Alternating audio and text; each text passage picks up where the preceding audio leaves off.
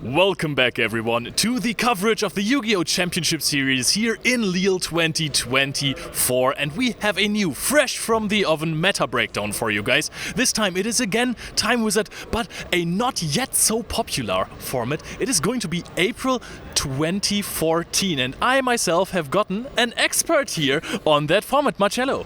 Yeah, thank you, Leo, and that's obviously a way to just call me old, because I used to compete back in the day. But yeah, we're going to take a trip to memory lane, and what a way it was 10 years ago. And yeah, it was a great format. I think one of the most diverse one, especially back in the days. A lot of different decks. You could play almost anything you wanted, as it is today, and just still make it to the top cut.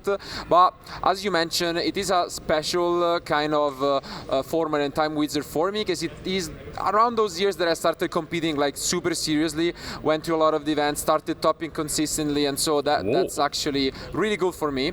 But if you are not familiar with 2014 Yu-Gi-Oh, around that time and around national season, the two most represented decks were actually heavy control with a lot of trap decks, and those were mainly Geargia and At. So when it comes to Geargia, I'm gonna take the lead with that one. Maybe for anyone more familiar, it reminds a bit of Subterror, we could say. Yes, so, definitely. Yeah, the main monster, obviously you would put it face down, because then when you flip it face up, you can search your deck and just go for a lot of +1s. Yeah. I played Subterror Geargia, by the way, 5 years ago. Okay, yeah. Just saying. You see, they go together. But yeah, essentially you would just rely on your trap cards and just only need a monster to just keep on plussing every turn. And you saw cards like Nobleman of Crossout come back in the format just for that reason. But the enemy number one for the deck was At. Yeah, and this is short for Hand, Artifact, Trap Exactly. Tricks. Fire Hand and Ice Hand just came out recently together with Soul Charge. And yeah, the artifacts are really, really strong. You have seen a lot of Artifact Scythe in the last few years, but back in the day, the hot card to play was Artifact Moral Tech. And then, of course, also the Trap Tricks ones. We've also seen recent support for that, but this one was just basically Trap Tricks, Trap Hole Nightmare that was set a lot, or maybe a bottomless Trap Hole with Mermelio. Yeah, and as mentioned, like national season especially was completely dominated by these decks. Yeah. You saw a lot of spell and trap removal everywhere, just trying to fight back cards like Wire Trap, Trap Stun, just in the main decks for this reason.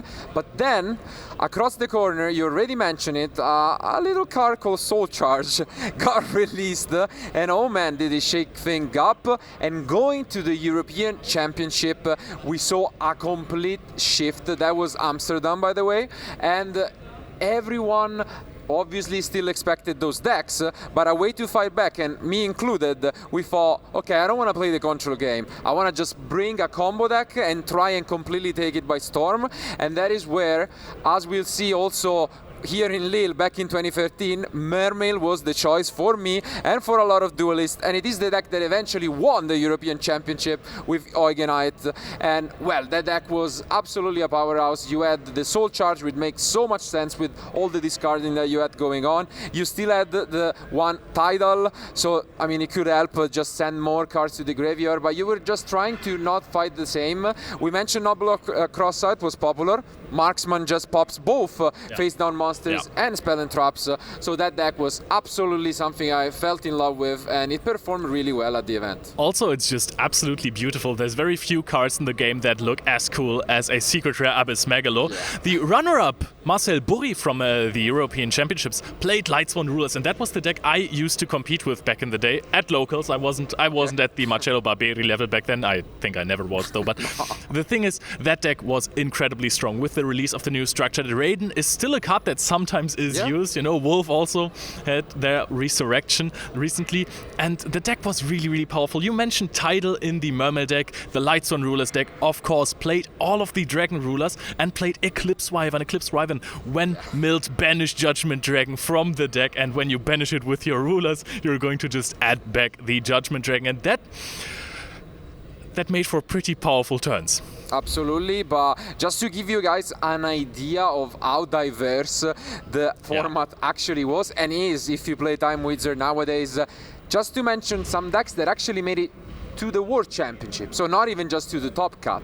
We had the European Championship Spellbook, Bujin, decks that were not seen by anyone. You could just play a lot of different strategies if your bread and butter was combo decks, you could go for it. Control. Infernity. Yeah, Infinities. I think Infernity won Worlds, right? Yes, it did. Yeah. It did win the World Championship. Obviously, Rimini, the only one ever held in Italy, so I have got a lot of good memories from that. But yeah, Infernity was a crazy combo deck. Obviously, Maxi was still in the format. For an odd reason, it was not mained by a lot of people, just because, as we mentioned, a lot of trap-heavy decks. Not that strong. The card is not that strong. But I mean, the control decks were still pretty strong. However, if the lists were running like multiple wiretaps and stuff like that, of course, you're suffering in your combo matchups. And there was also other stuff like Medolce. And now I'm going really rogue-heavy because this is also something that Time Wizard is about for me, because you don't need to compete at this YCS level all the time. You can also just very easily play rogue, and there were two decks that were really like locking down your opponent. It was Raccoons with Ponpoko and Tantan. I needed to write those names down. And what, of course. So both of these decks basically locked you, and you had to mass removal them with something like a Judgment Dragon or Dark Hole or Black Rose Dragon. It was definitely tough, as you mentioned. What Giraffe? I do have some nightmares from that card back in the day, but again, everything. If you just want to try out, one of the Time Wizards, this is the one to go for. A lot of different options. Finally, just one that keeps into my mind. If you are a 2010 Time Wizard fan, if you play Amaryllis as a deck, Plants as unreal as ever in 2014, because Sylvan is another very interesting deck, powerful with Soul Charge, and beautiful to look at and to play, very fun. But yeah, so I think we try to give you an overall look at why you should get into this format. I think it's a lot of fun. I can't wait to play some of the games, and we might actually show you one on stream later on, so let's see how that goes. But thank you guys for watching, and keep on watching content, because we'll be back with more from YCS Lille 2024.